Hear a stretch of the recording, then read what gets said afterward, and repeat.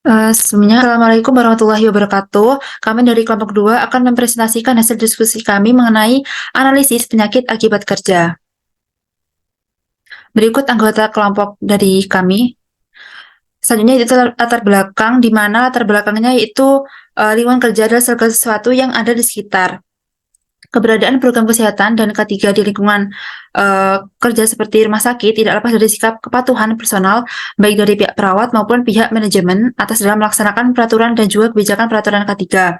Kecelakaan kerja ini merupakan kejadian yang tidak terjadi secara kebetulan, melainkan ada sebabnya yang seringkali tidak dapat terdeteksi. Oleh sebab itu, upaya untuk meminimalkan kerugian yang diakibatkan oleh kecelakaan kerja yakni dengan menggunakan pendekatan ergonomi, yaitu penyesuaian tugas pekerjaan dengan kondisi tubuh manusia untuk menurunkan stres yang akan dihadapi. Lalu ini adalah rumusan masalah, bisa dibaca sendiri. Lalu ada tujuannya juga. Lalu selanjutnya mengenai tinjauan pusaka. Penyakit apapun yang dikontrak, terutama sebagai akibat dari pajanan faktor risiko yang timbul dari aktivitas kerja, disebut sebagai penyakit akibat kerja. Tidak terdatanya dan tidak terdiagnosanya PAK tersebut bisa merugikan pekerja dan manajemen karena membuat tidak adanya gerakan dalam pencegahan PAK. Penyakit infeksi berasal dari patogen seperti jamur, virus, bakteri, dan lain-lain, sedangkan untuk penyakit non-infeksi adalah penyakit tidak menular. Ergonomi mempelajari perilaku manusia dalam pekerjaan yang dilakukan. Selanjutnya, Baik, selanjutnya adalah kecelakaan kerja akibat penyakit menular pada perawat. Perawat sering terkena penyakit akibat kerja, karena perawat merupakan tenaga kesehatan yang bekerja 24 jam berada di samping pasien. Ada banyak jenis penyakit penular yang beresiko terkena pada perawat akibat kecelakaan kerja, contohnya seperti TBC, hepatitis, COVID-19, dan lain sebagainya.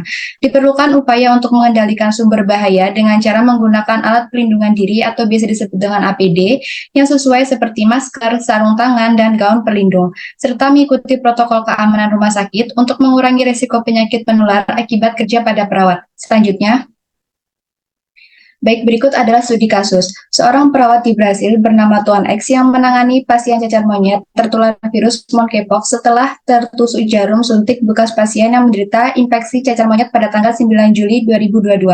Lalu pada tanggal 10 Juli 2022, Tuan X merasakan gejala-gejala virus cacar monyet dan berobat ke rumah sakit tersebut.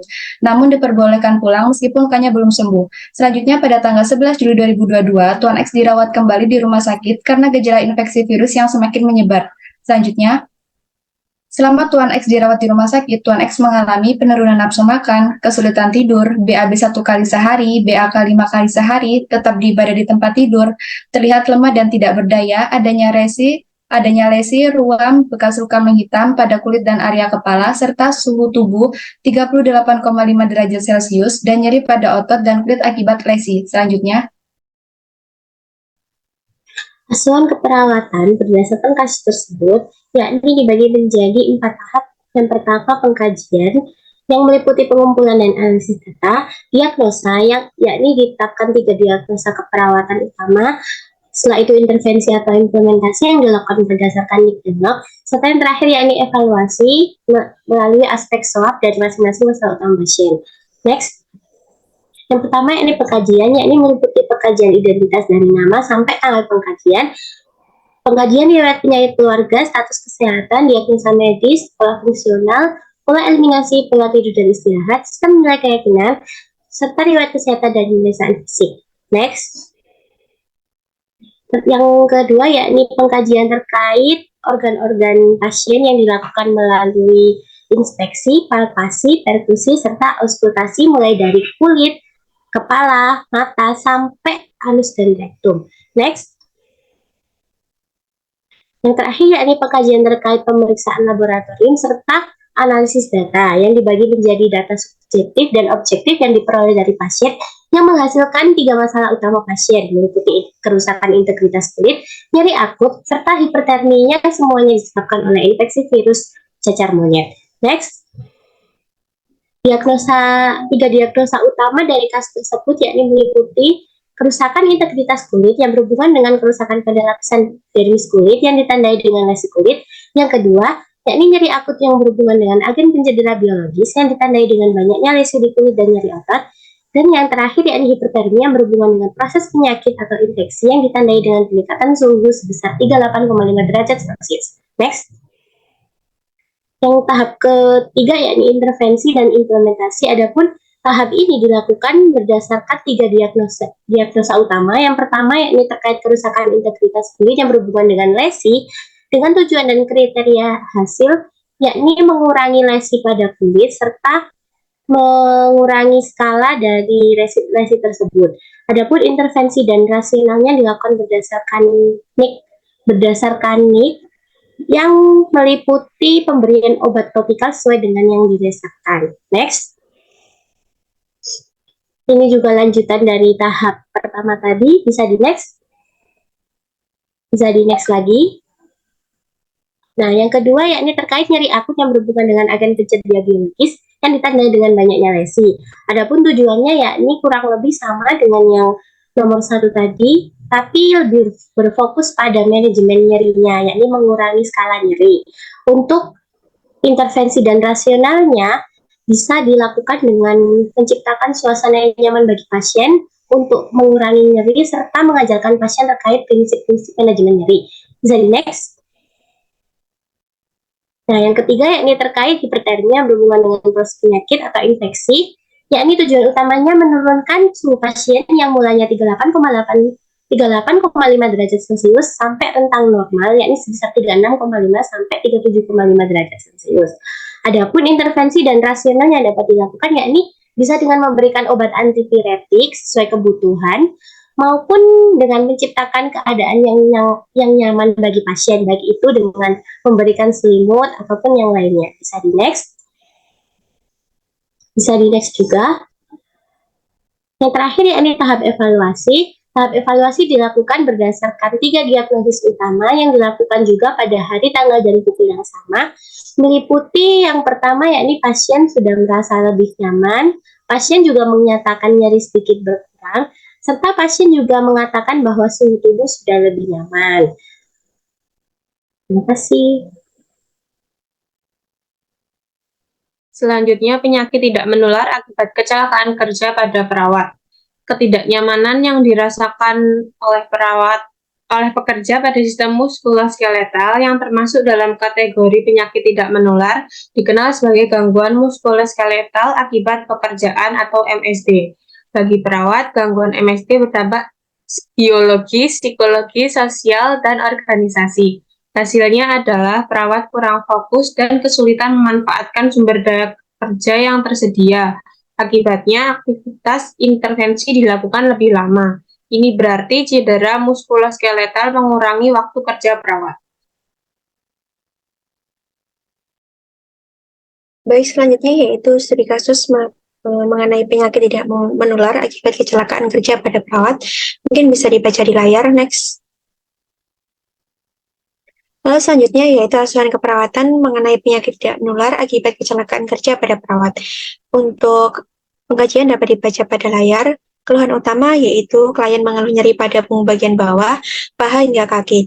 Untuk analisa datanya, data subjektif pasien mengeluh nyeri pada punggung bagian bawah, paha hingga kaki. Lalu klien juga merasa pusing dan juga lemas. Lalu untuk data subjektif, klien mengatakan sulit tidur dan juga tekanan darah saat dilakukan pengkajian yaitu 100/75 mm hidrargium. Lalu untuk diagnosa keperawatan yaitu nyeri akut berhubungan dengan aktivitas fisik yang berlebih. Lalu dilakukan intervensi keperawatan pada klien dengan manajemen nyeri. Untuk observasi dilakukan dengan mengidentifikasi lokasi nyeri, frekuensi, dan juga durasi, lalu skala nyeri. Next. Lalu untuk terapeutik yaitu pemberian teknik non-farmakologis, seperti juga fasilitas tidur dan juga mempertimbangkan jenis sumber penyakit yang melibatkan untuk pemilihan strategi peredaran nyeri. Lalu untuk edukasi yaitu menjelaskan mengenai penyebab, periode, dan juga pemicu nyeri, menjelaskan mengenai cara meredakan nyeri, dan juga menganjurkan untuk memonitor nyeri secara mandiri, lalu pemberian analgesik apabila diperlukan. Next.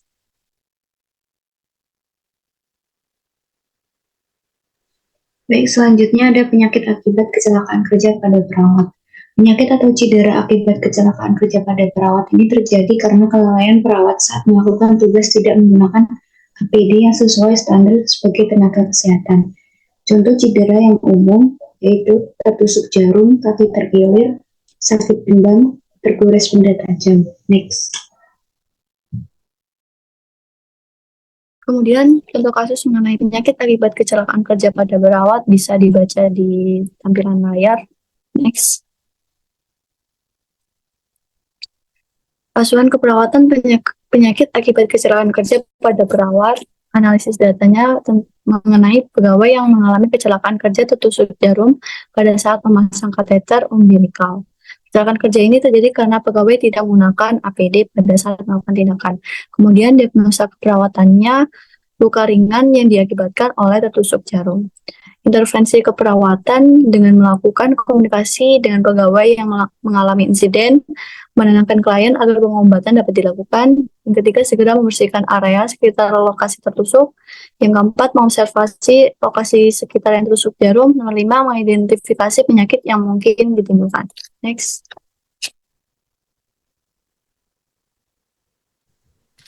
Lalu selanjutnya untuk upaya pencegahan penyakit akibat kerja pada perawat. Yang pertama yaitu perlu adanya pencatatan kejadian kecelakaan akibat kerja. Yang kedua perlu adanya peningkatan dalam pemberian pelayanan kesehatan kerja. Selanjutnya ada pemeriksaan kesehatan praktik dan kegiatan pemantauan kerja seperti pemetaan tempat kerja. Lalu yang terakhir ada perlu dilakukan penyesuaian peralatan kerja personel rumah sakit. Selain itu, untuk menghilangkan bahaya atau mengendalikan sumber bahaya dan upaya terakhir adalah dengan menggunakan alat pelindung diri atau APD seperti sarung tangan, pelindung wajah, penutup kepala, baju pelindung, dan serta alas kaki. Lanjut. Selanjutnya ada jenis-jenis PAK, yaitu yang pertama golongan fisik, disebabkan oleh suhu, kebisingan, radiasi, dan lain-lain. Golongan kimia disebabkan oleh debu, uap, gas, larutan, dan lain-lain. Golongan infeksi, contohnya seperti HIV, AIDS, dan lain-lain. Golongan fisiologis disebabkan oleh kesalahan mesin atau konstruksi. Serta yang terakhir yaitu golongan mental, disebabkan oleh hubungan antar pekerja. Lalu selanjutnya yaitu mengenai contoh-contoh dari PAK. Nah, penyakit akibat kerja ini disebabkan oleh pajanan dari lingkungan kerja. Nah, menurut Peraturan Menteri Tenaga Kerja dan juga Transmigrasi dan Keputusan Presiden RI Nomor 22 tahun 1993, itu ada beberapa jenis penyakit akibat kerja. Itu diantaranya ada penyakit paru dan juga saluran pernafasan yang disebut dengan bronchopulmoner seperti asma. Lalu hal tersebut disebabkan oleh debu-debu dan juga logam keras.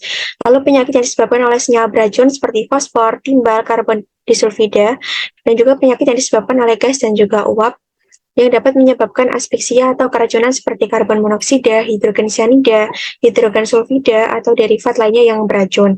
Lalu ada juga kelainan pendengaran yang disebabkan oleh kebisingan. Selain itu ada penyakit yang disebabkan oleh getaran mekanik seperti kelainan otot, urat, persendian, dan juga pembuluh darah serta saraf. Selanjutnya itu ada penyakit kulit atau dermatosis yang disebabkan oleh penyebab fisik, kimiawi, dan juga biologis. Next. Lalu untuk resiko akibat dari PAK tersebut ada beberapa. Di antaranya yaitu klien ataupun pekerja tidak mampu bekerja untuk sementara waktu ataupun mengakibatkan kecacatan yang dapat berakibat pada hilangnya atau kurangnya fungsi organ selama-lamanya hingga dapat menyebabkan meninggal dunia. Selain itu juga dapat mempengaruhi produktivitas dan juga kinerja perusahaan sehingga dapat menurunkan pendapatan perusahaan. Next. Selanjutnya ada ergonomi dan mekanika kesehatan. Ergonomi sendiri merupakan studi tentang desain dan tata letak peralatan, tempat kerja, dan lingkungan untuk memaksimalkan kenyamanan, efisiensi, dan keselamatan manusia yang bertujuan untuk mengurangi stres fisik dan mental, mencegah cedera, dan meningkatkan kinerja kerja. Sedangkan mekanika kesehatan adalah bidang ilmu yang mempelajari bagaimana kekuatan dan beban fisik berinteraksi dengan tubuh manusia yang melibatkan pemahaman tentang anatomi, biomekanika, dan cara tubuh menanggapi tekanan fisik. Mekanika kesehatan ini bertujuan untuk memahami risiko cedera, deformasi, atau gangguan lainnya yang mungkin timbul. Next. Dalam praktik perawatan itu sendiri, ergonomi dan mekanika kesehatan bekerjasama untuk menciptakan lingkungan yang aman dan nyaman bagi pasien dan perawat.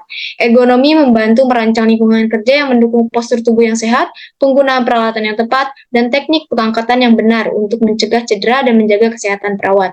Kemudian, mekanika kesehatan akan membantu perawat memahami bagaimana tubuh berperilaku saat melakukan tugas-tugas tertentu, seperti contohnya dalam mengangkat pasien atau memindahkan mereka dari tempat tidur ke kursi, dan lain sebagainya. Dengan demikian, perawat dapat mengurangi risiko cedera pada diri mereka sendiri dan pasien. Next. Baik, berdasarkan penjelasan dari teman-teman dapat disimpulkan bahwasannya perawat merupakan petugas kesehatan yang berada 24 jam di samping pasien dan bersentuhan. Dengan adanya program kesehatan dan keselamatan kerja di rumah sakit atau K3RS dapat meminimalkan risiko untuk terjadinya PAK maupun KAK. Penyakit ataupun kecelakaan yang terjadi akibat kerja tidak hanya merugikan perawat, namun juga bisa merugikan pasien dan orang-orang yang berada di rumah sakit. Oleh karena itu, dengan adanya berbagai kerugian akibat PAK maupun KAK, butuh penerapan ergonomi yang bisa dilakukan oleh semua pihak dengan cara menyesuaikan pekerja, proses kerja, dan lingkungan kerja, sehingga bisa meningkatkan produktivitas. Sudah dijelaskan oleh kelompok 2. Semoga bermanfaat. Terima kasih. Wassalamualaikum warahmatullahi wabarakatuh.